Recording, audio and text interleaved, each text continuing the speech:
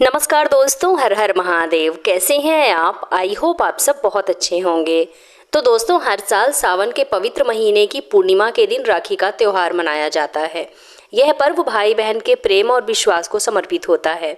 इस दिन सभी बहनें अपने भाई के सुखी जीवन और लंबी उम्र की कामना करते हुए उनकी कलाई पर राखी बांधती हैं। इस दौरान बहन राखी में 3 गांठ भी लगाती हैं, जिसका संबंध त्रिदेव यानी कि ब्रह्मा, विष्णु और भगवान शिव से होता है। हमारे हिंदू धर्म में राखी के पर्व को कर्तव्य का त्योहार भी कहते हैं, क्योंकि इस दिन भाई अपनी बहन को जीवन भर उसकी रक्षा का वचन देता है और अपने कर्तव्यों का ध्यान रखते हुए बहनों की खुशियों का विशेष ध्यान रखता है। दोस्तों, राखी का पावन पर्व केवल भारत में नहीं बल्कि अन्य देशों में भी बड़े धूमधाम से मनाया जाता है।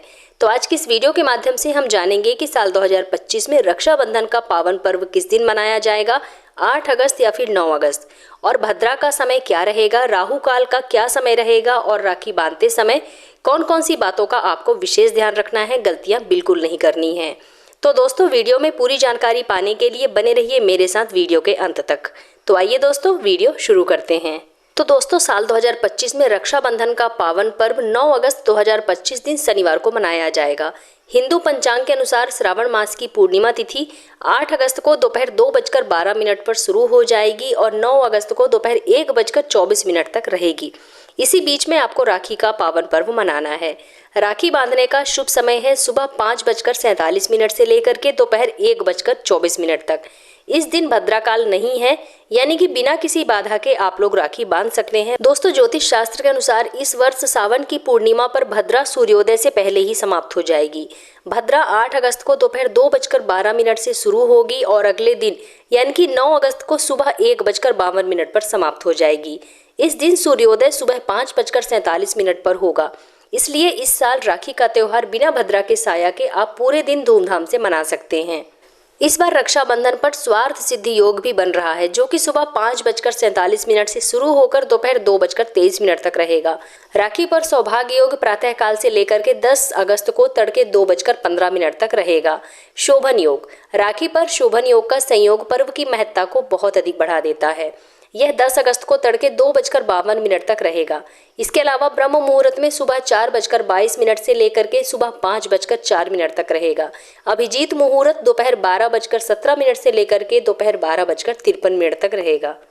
आइए दोस्तों, अब हम जानते हैं कि रक्षाबंधन के दिन राहु काल का समय क्या रहेगा। राहु काल के इस समय के बीच में आपको राखी बिल्कुल नहीं बांधनी चाहिए, नहीं तो आपके इसके विपरीत परिणाम भी भुगतने पड़ सकते हैं। तो यदि आप राखी बांधने का शुभ मुहूर्त जानना चाहते हैं तो राहु काल के समय को छोड़ करके आप बाकी समय में राखी बांध सकते हैं। दोस्तों, राहु काल में कोई भी शुभ कार्य करना वर्जित बताया गया है, क्योंकि राहु काल एक अशुभ समय होता है। इस दौरान कोई भी शुभ कार्य टालने की सलाह दी जाती है। तो 9 अगस्त को राहु काल सुबह 9 बजे से लेकर के सुबह 10:30 बजे तक रहेगा। इस दौरान राखी बांधना उचित नहीं बताया गया है, इसलिए शुभ मुहूर्त में से इस 1.5 घंटे को आपको छोड़ देना है, यानी कि सुबह 9 बजे से लेकर के सुबह 10:30 बजे के बीच में आपको राखी बिल्कुल नहीं बांधनी है। इसके बाद आप राखी बांध सकते हैं। रक्षाबंधन का पावन पर्व खुशी खुशी से मना सकते हैं। आइए दोस्तों, अब हम जानते हैं कि राखी बांधने से पहले शुभ फलों की प्राप्ति के लिए कौन कौन से कार्य आपको जरूर करने चाहिए। तो दोस्तों, रक्षाबंधन के दिन सुबह स्नान आदि से निवृत्त होकर सबसे पहले अपने पूजा घर में जाकर सभी देवी देवताओं की विधिवत पूजा अर्चना करें। इसके बाद भगवान को राखी अर्पित करें। भगवान जी को राखी समर्पित करने के बाद ही आपको अपने भाई की कलाई में राखी बांधनी चाहिए। पूजा की थाली में आपको दीपक, रोली, अक्षत, मिठाई, राखी, जल और चंदन जरूर रख लेना चाहिए, क्योंकि बिना इन सामग्रियों के रक्षाबंधन की पूजा अधूरी मानी जाती है। यह सिर्फ एक परंपरा ही नहीं बल्कि एक शक्तिशाली संस्कार भी है। दोस्तों, राखी बांधते समय दिशा और वस्त्रों का ध्यान आपको विशेष करके जरूर रखना चाहिए। भाई को राखी बांधते समय उत्तर या पूर्व दिशा की ओर ही आपको बिठाना चाहिए। दक्षिण दिशा की ओर मुख करके भाई बहन को नहीं बैठना चाहिए, क्योंकि दक्षिण की दिशा यमराज की दिशा मानी जाती है और शुभ कार्यों के लिए शुभ नहीं होती है। दोस्तों, रक्षाबंधन के दिन आपको काले या नीले रंग के कपड़े नहीं पहनने चाहिए और ना ही काली या नीले रंग की आपको राखी खरीदनी चाहिए।